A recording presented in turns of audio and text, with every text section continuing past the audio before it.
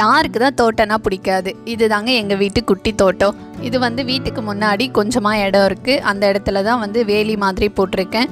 இல்லை அப்படின்னா ஆடு மாடுக்கு என்னோடய செடியெல்லாம் பலியாயிடும். அதனால் இந்த மாதிரி வேலி மாதிரி போட்டு வேலி சுற்றி பார்த்தீங்க அப்படின்னாக்கா ஒரு புடவையில் பின் பண்ணி வச்சுருக்கேன். இல்லை அப்படின்னாக்கா செடி உள்ளே இருக்கிறத பார்த்துட்டு வேலியை தாண்டியே வந்துடுது மாடுலாம். க்ரீன் கலரில் கிளாத் மாதிரி வரும்ல, அதில் கூட நம்ம வேலி மாதிரி சுற்றி போடலாம். இருந்தாலும் கூட நான் வந்து சாரியிலே போட்டு வச்சுருக்கேன். அடுத்தது வந்து பார்த்தீங்கன்னாக்கா இந்த காராமணி விதை எனக்கு தெரிஞ்சவங்க கொடுத்துருந்தாங்க. சரின்னு மண்ணில் போட்டிருந்தேன். பார்த்தீங்கன்னா சடசடன்னு வந்துருச்சு. இப்போ தான் நான் ஃபஸ்ட் டைம் கட் பண்ணுறேன். ஆனாலுமே கூட ஒரு கைப்பிடி அளவுக்கு வந்திருக்கு. அது இல்லாமல் நிறைய பூ பிஞ்சு அதெல்லாமே இருக்குது. பக்கத்துலேயே பார்த்தீங்கன்னா குட்டியாக வந்து 2 கொத்தவரங்காய் வந்திருக்கு. அதுக்கப்புறம் பூசணிக்காய் கொடி வந்து மேலே வரைக்கும் வந்திருக்கு.